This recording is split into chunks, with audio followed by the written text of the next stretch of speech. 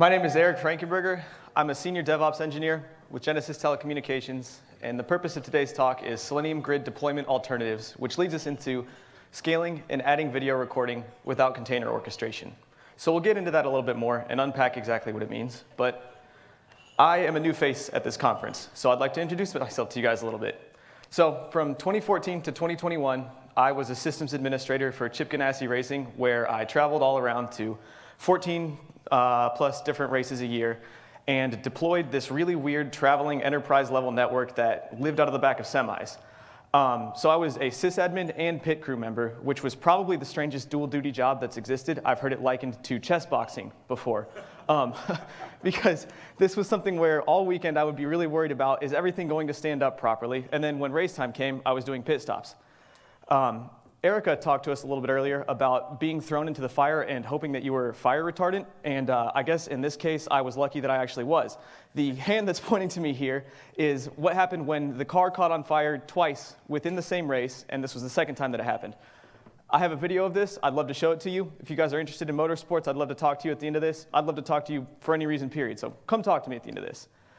I ended up doing 9 Indy 500s, 3 24 hours of Le Mans, 5 24 hours of Daytona, and I loved that job. I wanted to ride off into the sunset with it, but it wasn't in the cards. I supported way too many things, namely the classic Excel as a database applications. Those were rife within the industry, so I had to get current if I wanted to continue my career. So from 2021 till present, actually when I started writing this, I was just a DevOps engineer, but I was recently promoted to a senior DevOps engineer. And I am primarily a Selenium Grid maintainer, deployer, troubleshooter, any of that. So back to it, alternative grid deployments. What does that mean for us today? When I came onto Genesys, we supported a Selenium 3 grid in-house. And Selenium 3, at the time that I had inherited it, I believe was at least 1 year out of deployment. There was no further commits to the code base because we'd moved on to Selenium 4. We also used Selenium Grid Extras to orchestrate all of our video recording. And that in itself was another 4 years out of deployment. So there was going to come a day, I didn't know at what point it was going to happen, but there was going to come a day when I updated and stuff just stopped working. I didn't want to find out when that day was going to come, so I had to get ahead of the curve and start doing this with Selenium 4.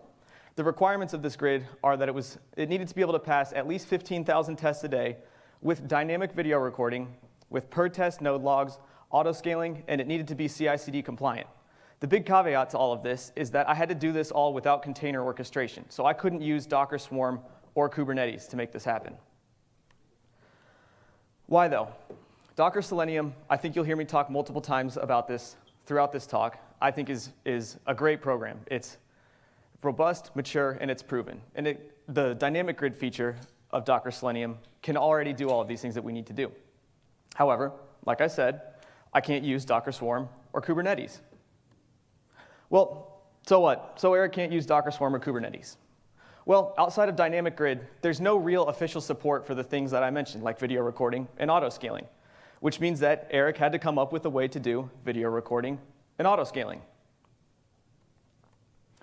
Again, maybe so what? So what if Eric had to do all this? Well, I'm firmly of the belief that by getting this rare peek inside of how such a large grid can work throughout an organization, and by seeing the inner workings of an alternative grid deployment, your understanding of Selenium Grid as a whole will improve. So we're going to start off with the grid. But first, I'm going to lay a little bit of groundwork here. The solutions that I discussed today are largely agnostic to cloud providers, hardware architecture, or programming languages. I want them to be treated more as descriptions of techniques than anything. So if you hear me saying something that's specific to AWS or to Python or to Bash scripting, just remember, all of these solutions can be applied broadly. Don't hone in on exactly my terminology here. So back to it. We're going to start at base level here, and we're going to set up the grid. We're going to set this up in a fully distributed manner, which, as Selenium's documentation would say, would be running each of the components on a separate machine, as opposed to running grid on just one machine.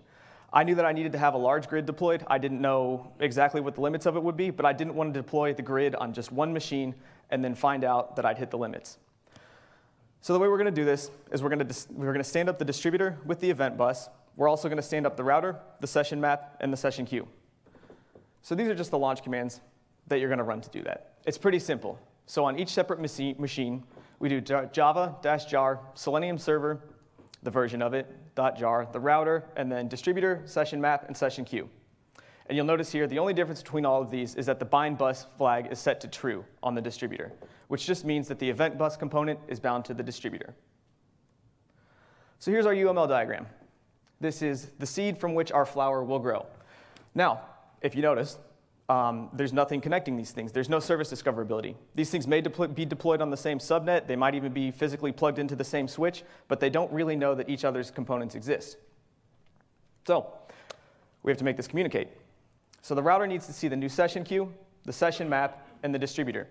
The distributor needs to see the new session queue and the session map, and then finally, the session map needs to see the event bus. The session queue just gets all of its links from everything else, so it doesn't need anything explicit.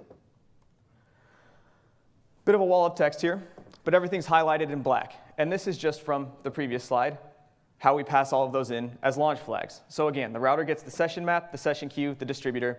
The distributor gets the session map, the session queue, and the session maps gets the distributor just in that the distributor is running the event bus.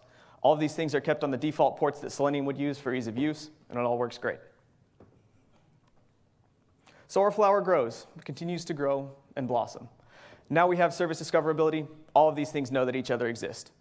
As we go through these UML diagrams, it's important to note that if I were to make every single piece of connectivity between all of these, it would look like a cobweb quickly. So this isn't necessarily the exact way that everything communicates. It's just important to know that that's signifying that it is communicating for these purposes. So now we have all of this, but we need to make it self-healing. If this is to be CI/CD compliant, we have to assume that pieces of the grid are going to come down and go back up. There's going to be new pieces launched in its place every single time that a new build goes out. So how do we tell Selenium what the new pieces are? Well, the first way, if you want to reinvent the wheel and then effectively reinvent DNS, which is, for some reason, the path that I took to the bitter end, you could use the IP address method. This list of cons does not go off the screen because I'm bad at formatting PowerPoints. It's because there's a lot of cons to this method. So we're just going to gloss over that. The next method that you could use is DNS name. So you're very likely for these components to have host names. The pros of this are you have easy failover. It's the simplest method to do this. But the cons could be that you could only have one instance of each component active at one time. So if you're doing something like a blue-green deploy, or any kind of a deploy where you need to have two components active and make sure that the other one's going to come up and be healthy before you cut over to it, you might have to do all kinds of stuff with orchestrating, changing the DNS name. We don't really want to do that. It could also be that local DNS caching could lead to long failover times. So this is a little bit of emotional baggage that I carry with me from when I used to work for the race team. And every time the car would come in, they'd download the data off the car, get all the telemetry off of it, and this one engineer's computer would send data to 16 other engineers' computers. There were 4 engineers doing this with 16 unique connections. So if at any point somebody went offline and got back online, or went to Wi-Fi and then went to wired and got a new IP, any number of people could have bad local cache DNS. So people would always come to me and say, hey, I can't get to this guy's computer, what's the problem? Just flush their DNS and then it goes. As far as this goes with it being CI/CD compliant, there is no point where I want to get to the point where I'm remoting into every single instance and seeing if I have to flush the DNS to get it to fail over properly. So what we do is we put load balancers in place. And the load balancer, as far as I'm concerned, is the only way to do this. As soon as I implemented this, it worked, and it worked consistently. It gives us easy failover and the access to health checks, which can boot failed components. The cons, I guess, if you have to list a con here, is it could be tooling dependent, and it could cause some extra work if it's not automated. But as far as I'm concerned, this is it's just something that needs to be done to make this work properly. So here's our UML diagram. Yet again, it continues to grow. The purpose of this is for you to be able to see that we have a load balancer in front of each component. It's also important to remember that, say, if the router needs to get to the distributor, the router isn't going out through the router's load balancer and then in through the distributor's load balancer to the distributor. The router's just going to go straight to the distributor's load balancer, and it's going to pass the traffic on through there. So now we have a grid.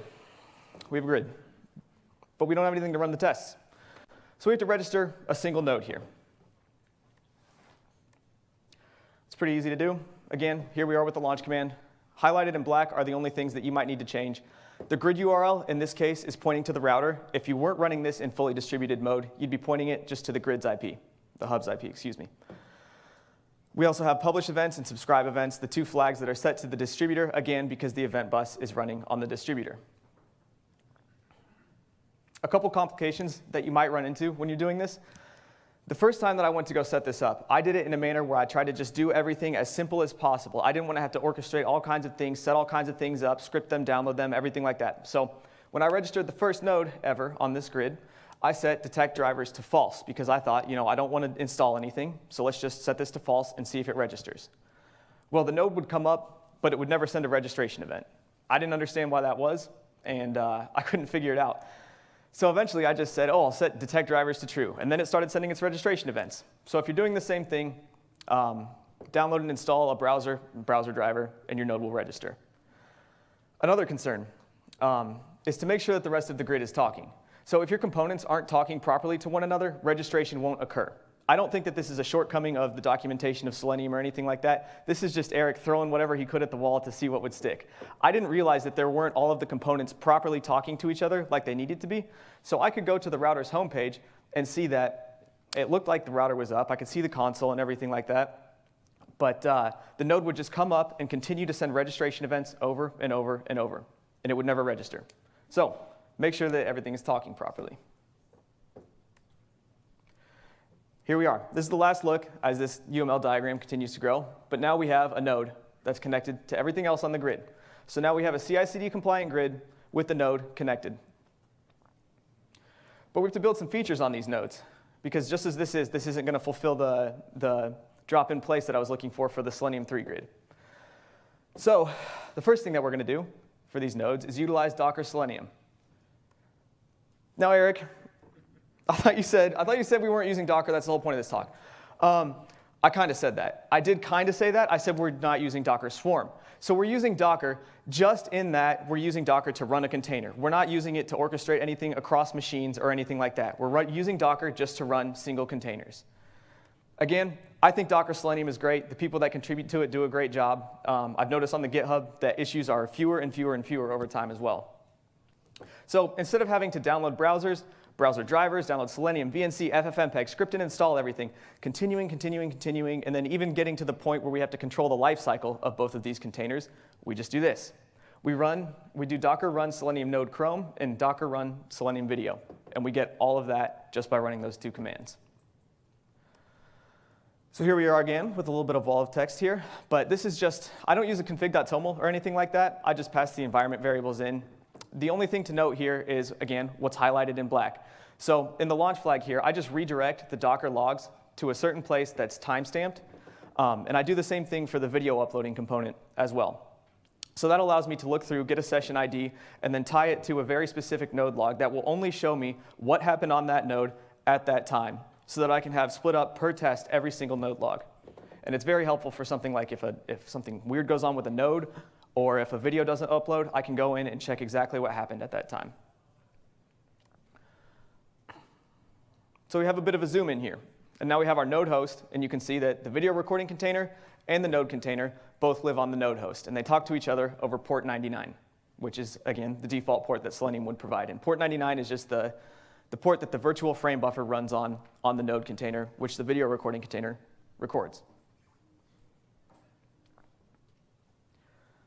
So, continuing to build some features on our nodes here. We're going to do it too for here. We need to run one test per node, and we need to reuse our node hosts. Now, how do we do that? Well, first off, this screenshot that I have here shows two browsers with one test running in the foreground and one in the background. And one day somebody said to me, they sent me this screenshot, and they said, hey, is there a possibility that this could ever cause a problem? I noticed that another test somehow didn't clean up its browser. This is living in the background. And to that, again, like most of the other things, my answer was, I don't know, but I don't want to find out. So I never wanted to get to the point where I had to go into these nodes, happen to catch them at the right time, happen to catch a browser that was stale in the background with another browser running on top, and then figure out how to troubleshoot it while a test was running, because that's a very unique event to try to catch. It's like trying to catch lightning in a bottle. Not easy. So I wanted to do this partially because I found that it was a feature of Docker Selenium, the dynamic grid component, which I really liked, and it helps ensure a sterile test environment. It makes video recording a little bit easier, and it helps adhere more to the cattle, not pets mentality. Again, this is some emotional baggage that I carry with me from my previous job, where so many things were patched over from the days of DOS. Like, I can't even list all of the different little fixes and everything like that that we would have to do. But it would take about 3 or 4 days to configure a single computer to hand off to somebody. So if I ever had a computer die before a race, it was really bad. So I wanted to do as much as I could to make sure that this was a sterile environment, cattle not pets mentality. How do we do that? Again, thanks to Selenium, this is very easy. We just pass in to the container either an environment variable of SE drain after session count to 1, or we just set drain after session count to 1 as a launch flag. So when a node is drained, the container is killed after the test. Without reuse logic, entire VMs would need to be relaunched. That's very wasteful and inefficient, and I think that anybody provided with this problem at face value would come to the same solution. There's no need to do it that way. We already have a sterile test environment with the containers, so let's reuse them.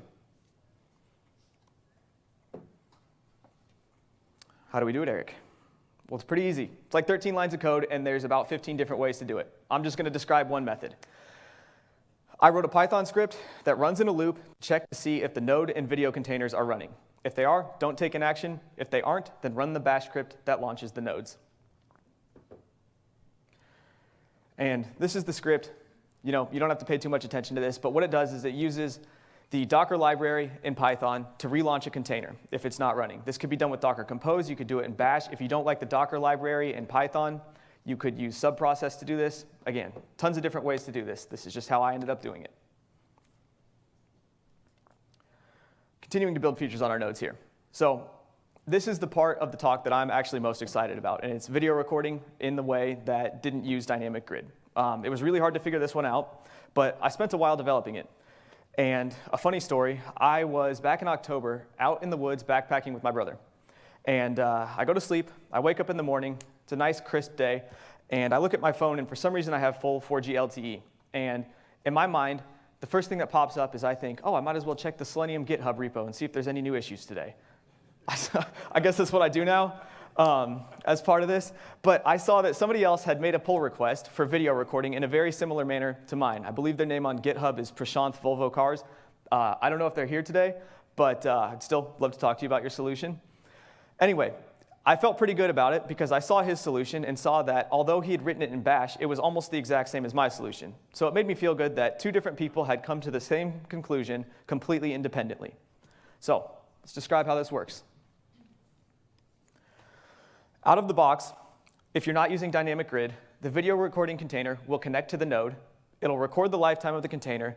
It'll name the file video.mp4, and then depending on whether or not you do this like me, it may or may not crash.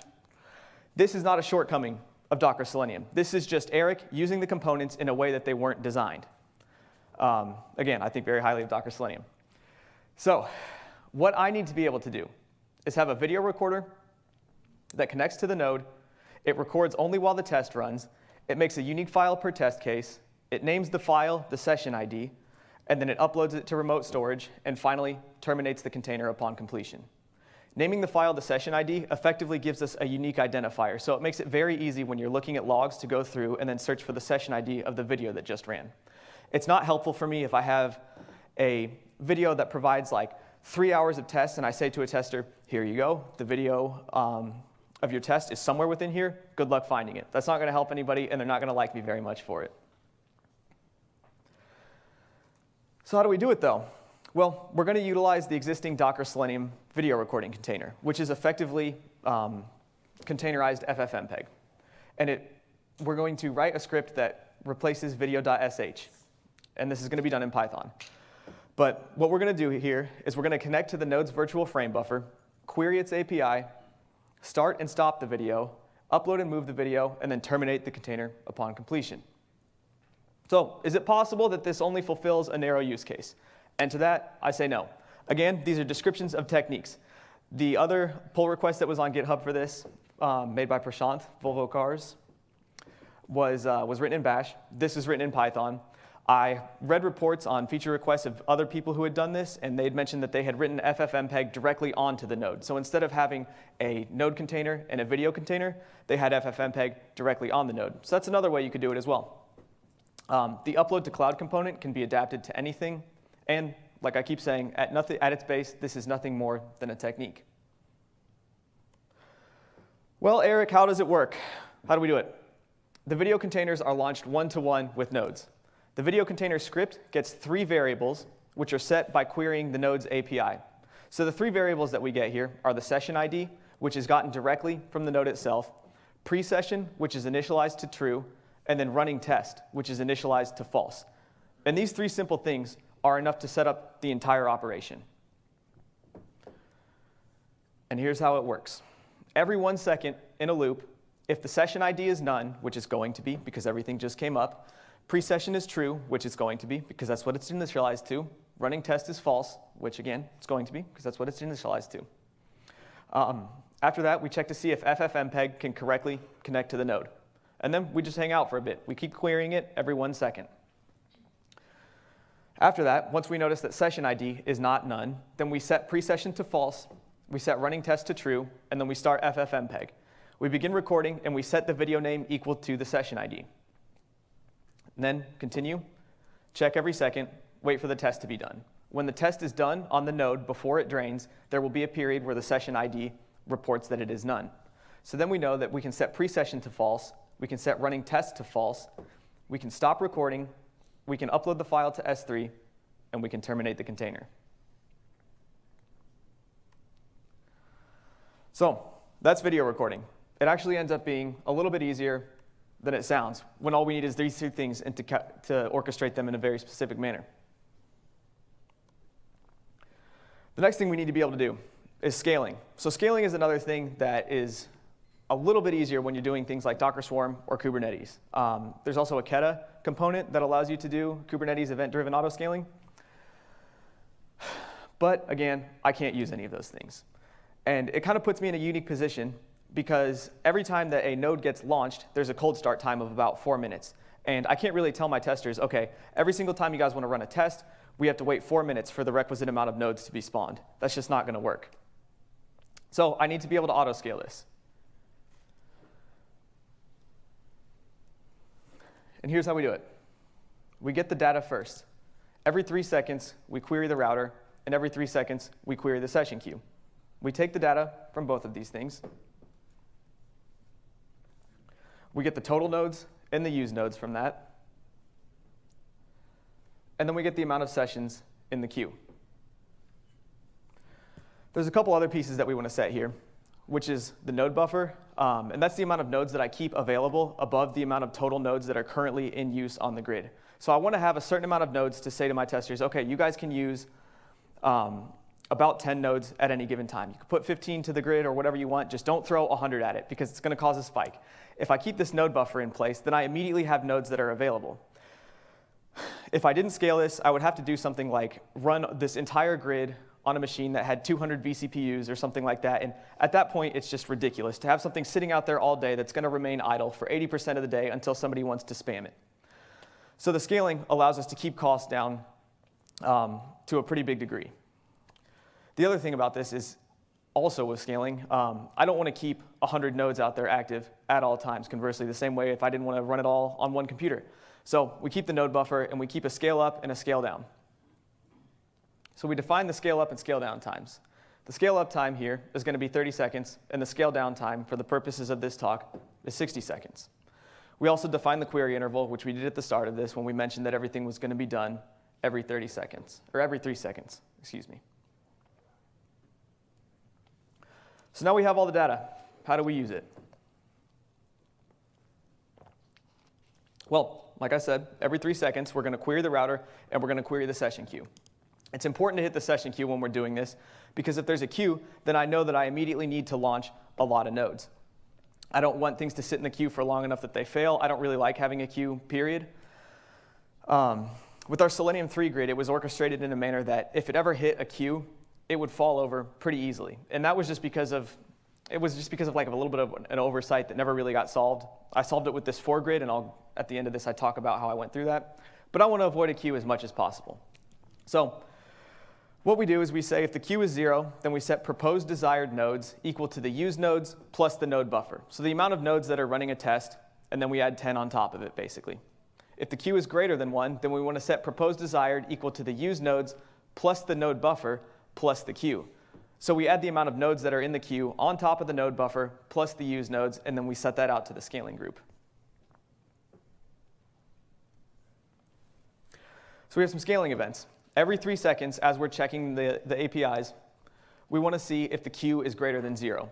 And if it is, I'm not going to wait 30 seconds for another scale-up event. I want it to scale immediately so that nobody has to wait and have their test fail because they're sitting there in the queue. So there's an immediate scale-up at that point. After that, every 30 seconds, we check to see if proposed desired is greater than reported desired. And at that point, there's a scale-up. If I don't need to, I don't want to be consistently scaling every 3 seconds. So I push that off to every 30 seconds. After that, every 60 seconds, if proposed desired is less than reported desired, we'll do an incremental scale down. And that's because if this thing is going up and down and spiking a lot throughout the day, I don't want it to immediately scale down and then have to go through the 4-minute cold start time and then burn all of the money on processing time while those nodes are going through a cold start. I just want it to scale down incrementally if it needs to. I'm not going to chop everything off as soon as it becomes available.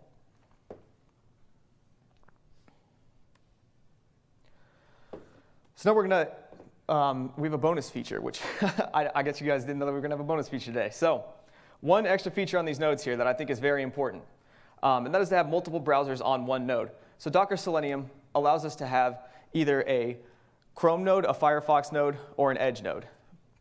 I have groups of tests that need to run on Chrome, Firefox, or Edge. And instead of having one single group for each of these and saying, oh, well, maybe 90% will run on Chrome, and then 10% will run on Edge, and then we'll see what runs on Firefox, and have certain groups that have scaling metrics all for each of these individual groups. I don't want to do that. I don't want to have 3 different nodes that I'm going to maintain. Since we're using video recording, only one test will run on one node at a time. So let's make a single set of nodes that has both Chrome, Firefox, and also the bonus of Edge. Here's how we're going to do that. We're going to combine all of the Docker Selenium Docker files. From node Chrome, we're going to go in, and this is all copy and pasting. You could do this with any kind of text automation if you wanted to do that as well. But for right now, we're just copying and pasting. So we copy the Chrome launch script wrapper section, the Chrome WebDriver section, the wrap Chrome binary file, the Gecko driver section, and then from node Edge, we get the Edge launch script wrapper section, the Edge WebDriver section, and the wrap Edge binary file. And then we combine that all into one Docker file. After that, we take our new Docker file, and then we modify it to echo out the correct browser name. So if it just echoes out Chrome, we're not going to hit this. So I had to add in here, run echo Chrome, Firefox, and Edge, and then push that out to the browser name file. And that's just a copy and paste of each of those, of the browser names that it would echo out. After that, we have to combine generate config. And the generate config file is what generates the config.toml. It's the bash script that allows Selenium, when it launches, to get all of the environment variables and everything that it needs to run. So this is, again, a wall of text, but you can notice with some pattern recognition here that we have 2 separate groups of 3 similar things. Highlighted in black here is, again, what I displayed back here with echoing Chrome, Firefox, and Edge. So it says else if the browser name is Chrome, Firefox, and Edge, then we apply this configuration. So after that, we take it, and we can run our node. As you can see here, we have 3 browsers on one node with the max concurrency of 1. So this node can run any test of any browser that I need, which makes it very helpful. So let's have a little talk here. Let's have a little talk. Our grid is now deployed, self-healing, scalable, it's capable of video recording, CI/CD compliant. That means we're finished, right? Well, maybe. It depends. Everything on paper looks good, but we haven't done much configuration or troubleshooting of this thing yet. So there's some common issues that you could run into here. The common complication. Out of the box with Selenium, queuing just works. It's a robust first in, first out queue. There's not much to it. It just works, period. The complications can come from things like tests being run from automation tools, cloud-based load balancers, built-in Selenium timeouts, testing frameworks, and there's also a possibility that you could have a couple of esteemed members of your organization come on board to agree to help you with testing out your new grid, and they'll do some work to push their new tests over to the Selenium 4 grid, and everybody will be in a meeting with you while you're looking at this and getting it going, and you find out about another timeout during this as your grid explodes exponentially in your face and everybody's tests fail. That's also a possibility that we have here. So these common complications. are the timeouts, which lead into what I will talk about, which is the zombie nodes, which we definitely want to avoid here. So the timeouts that are internal to Selenium. We have the session request timeout on the new session queue. This defaults to 300. I set it to 290. We'll talk about specifically why that is that number. There's also the session timeout on the node. This defaults to 300, and I set it to 600. There are some timeouts external to Selenium as well. AWS has its ELB and ALB. GCP has cloud load balancing. Azure has load balancer. There's any kind of network load balancers that you could run locally as well. In general, these have 30 to 60-second timeouts, which could cause a problem for what we're trying to do here. So I changed mine to 350 seconds. So I want you to remember 350 seconds for that one, 290 seconds for the session request timeout. There's a couple other timeouts that we could hit here, which are the internal timeouts. Maybe you run an internal framework that has a specific timeout on it, any kind of CI/CD tooling, and retry logic that may be built into your tests as well. So it's possible that all of these things seem kind of simple. There's only a couple of them. Maybe what's the big deal? And who really cares if a node gets tied up for a bit? It doesn't really seem like that big of an issue. It's the zombie nodes. It's the zombie nodes who care.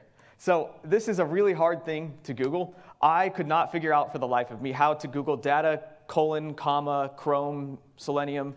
It doesn't really provide many results. I found one other person describe this as zombie nodes. So I'm going to continue to do that in hopes that maybe other people describe this as zombie nodes as well, so that we can have a common way to troubleshoot this. But what causes a zombie node is when a test remains in the session queue after it's been abandoned by whatever's running the code. So the test is still in the queue, and then it becomes available. Actually, we'll just go to this slide and talk about it. It occurs when a test enters the queue, it's abandoned before the session request timeout, the test remains in the queue, and then a node becomes available. Once the node is available, the abandoned test takes the node, and it becomes a zombie for the duration of the session timeout. So how does this play out?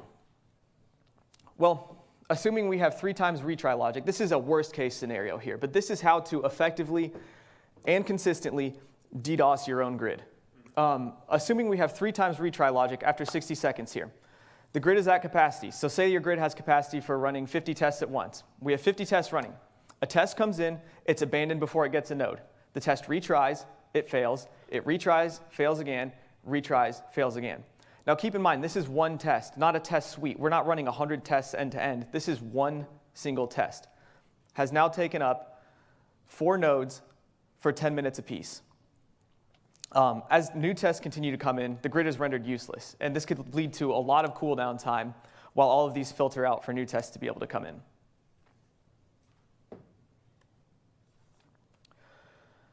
So what do we do here? We identify all the timeouts that may affect us. If you're unsure, note the elapsed time between failures.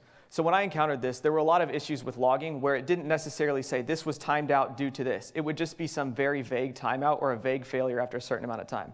Now, because earlier we set one of the timeouts to 290 seconds and then another one to 350 seconds, that allows us to have a unique identifier for that specific timeout. So if it's not logged properly, you can always go back and note the elapsed time and say, this was 350 seconds, so I know what timeout that was. This was 290 seconds, so I know what timeout that was.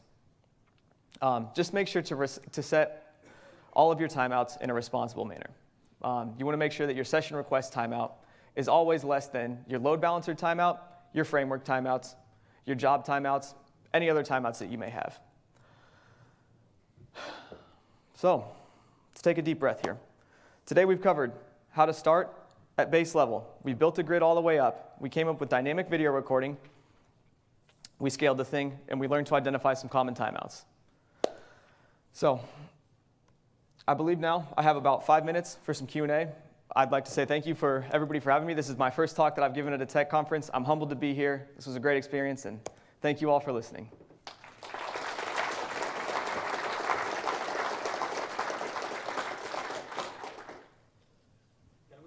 Can you share your slides, please?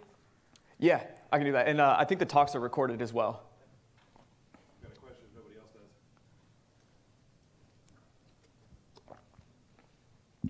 Hello, thanks, Eric. This is great. Anyone else first? I'm the moderator. I'm not supposed to ask questions, but this is an area of interest for me. You, sir? Yep. Did you? Okay, I'll go here.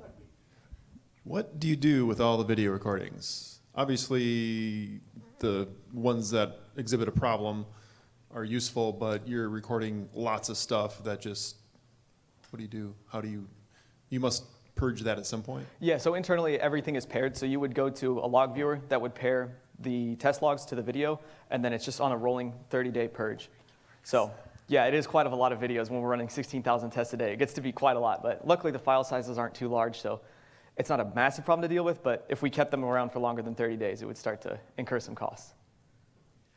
Is there any way you mentioned, like, we used to take like screenshots whenever the failure happens.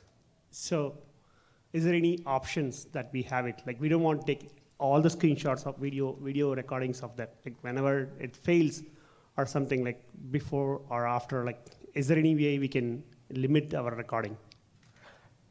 So I wouldn't know exactly how to answer that. I know that the test automation framework that we use to do this is able to take a screenshot at the time of the failure. So that wouldn't necessarily be my exact area of expertise. I can tell you, though, that we have done it before. So.